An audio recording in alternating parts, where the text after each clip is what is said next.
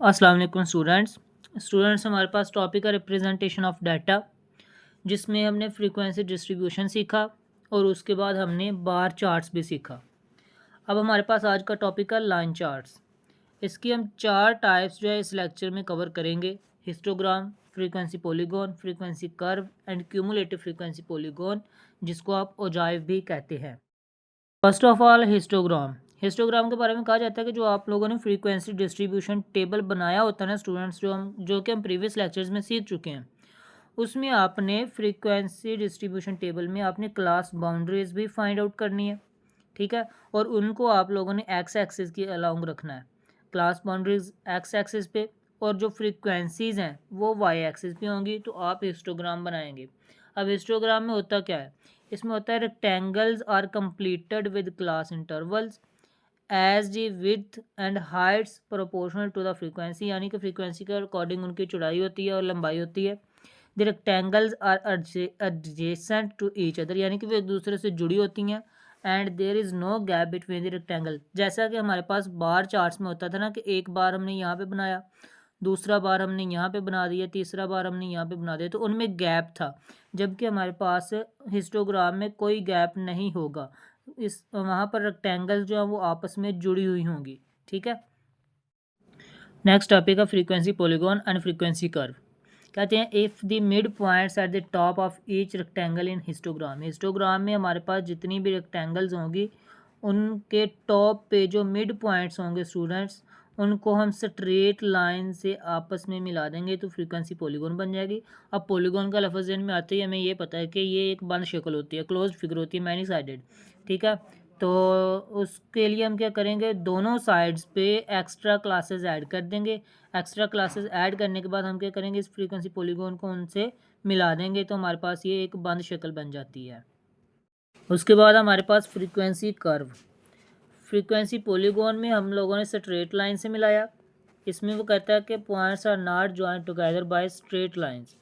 आपने कैसे मिलाना है फिर पॉइंट्स को, free hand drawing method of drawing curve is used and we get the frequency curve, यानी कि आप लोगों ने पैमाने की मदद से स्ट्रेट लाइन की मदद से नहीं मिलाना बल्कि फ्री हैंड यूज़ करना है, हाथ की मदद से आपने मिलाना उसको, तो आपके पास एक फ्रीक्वेंसी कर्व बन जाएगी।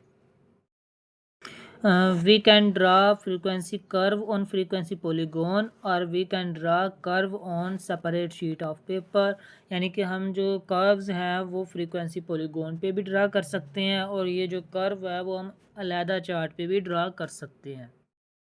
नेक्स्ट एग्जांपल की तरफ चलते हैं।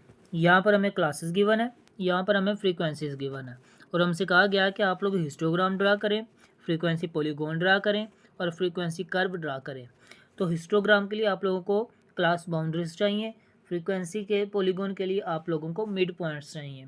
तो अब यहाँ पे देखिए हमारे पास जो फर्स्ट क्लास है उसकी अपर क्लास लिमिट और सेकंड क्लास उसकी लोअर क्लास लिमिट ये सेम है, हर क्लास में ऐसा ही है, ठीक है स्टूडेंट्स। तो यही जो क्लासेस हैं हमारे पास यही क्या बन जाएंगी, क्लास बाउंड्रीज बन जाएंगी।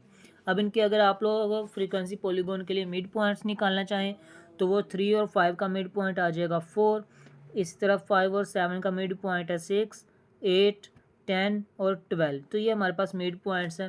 तो जब हम हिस्टोग्राम ड्रा करेंगे तो उसके लिए हम ये क्लास बाउंड्रीज़ को एक्स एक्सिस पे रखेंगे और फ्रीक्वेंसीज़ को वाई एक्सिस पे रखेंगे।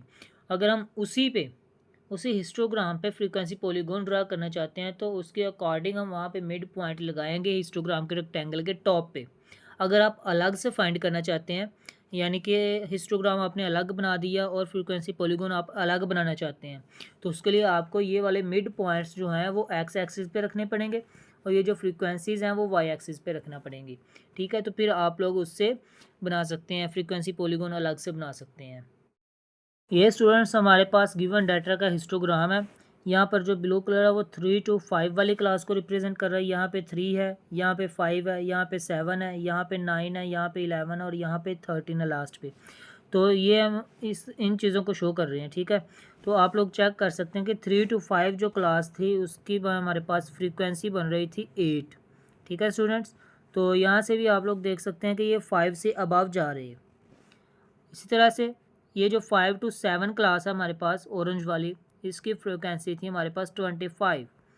तो यहाँ से आप लोग देख सकते हैं कि N25 के सामने ताकि इसकी जो हाइट है वो जा रही है। ठीक है, इसी तरह से आप लोग ये बाकी जो रेक्टेंगल्स हैं वो भी ड्रा आउट कर सकते हैं।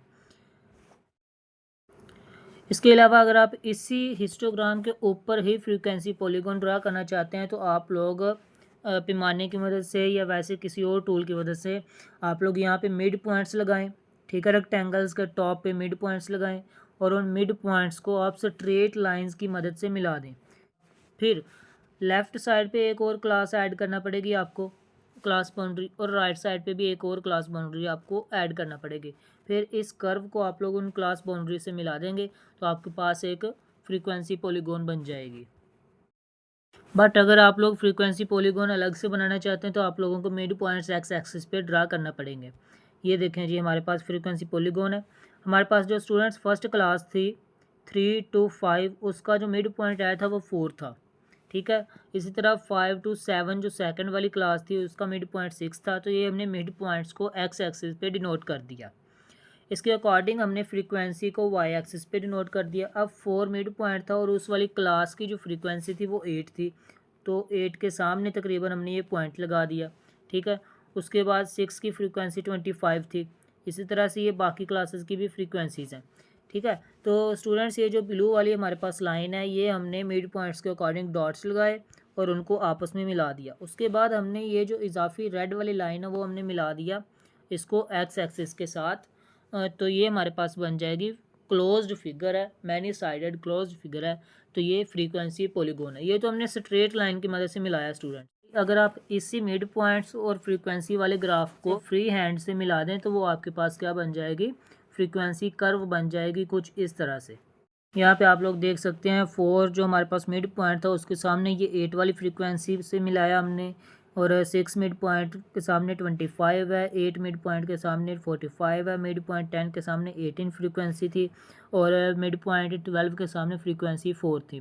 तो इन तमाम पॉइंट्स को हमने फ्री हैंड से आपस में मिला दिया तो ये हमारे पास फ्रीक्वेंसी कर्व बन गई। नेक्स्ट टॉपिक हमारे पास क्यूमुलेटिव फ्रीक्वेंसी पॉलीगॉन और ओजाइव।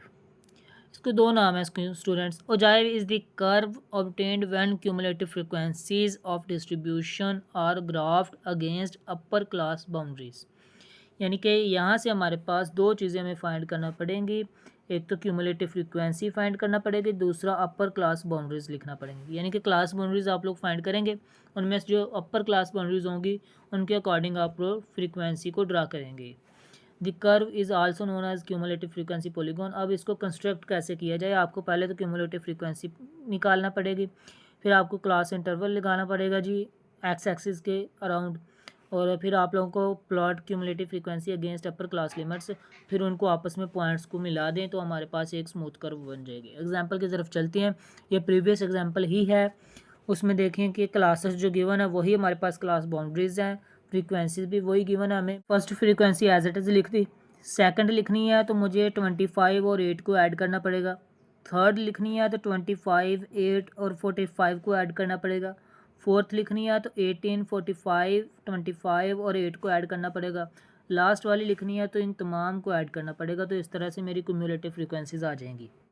आप लोग देख सकते हैं कि अपर क्लास बाउंड्रीज हमारे पास हैं 5, 7, 9, 11, 13। इनको हम एक्स एक्सिस पे लिखेंगे तो यहाँ पे 5, 7, 9, 11 और 13 मिसिंग है, वो आप लोगों ने लिख लेना है। 13 को आप लोगों ने याद रखना है। अब हमारे पास जो क्यूमुलेटिव फ्रीक्वेंसी 5 के सामने थी वो थी 8, हमने उस पर मार्क कर दिया। यहाँ पर जो स्टूडेंट जो वाई एक्सिस पे स्केल लिया गया है वो आप लोगों ने सूटेबल स्केल चूज़ कर लेना है ताकि आपका ग्राफ जो है वो ज़्यादा पेचीदा ना हो। अगर आप लोगों को ये ज़्यादा छोटा ग्राफ लग रहा है और आपको मुश्किल पेश आ रही है कि यहाँ पर हम 8 फ्रीक्वेंसी कैसे लिखेंगे, तो आप 20 का गैप देने के बजाय 10 का गैप दे लें। 0 से 10, 10 से 30, 30 से 40, तो सो ऑन, इस तरह से आप इसका गैप बना सकते हैं। सूटेबल स्केल आप लोगों ने चूज़ करना है। अब 7 के सामने जो क्यूमुलेटिव फ्रीक्वेंसी थी वो थी 33, 9 के सामने 78, 11 के सामने 96 और जो एक मिसिंग है 13 उसके सामने थी 100। ठीक है स्टूडेंट्स, अब आप लोगों ने इन पॉइंट्स को आपस में मिला देना है।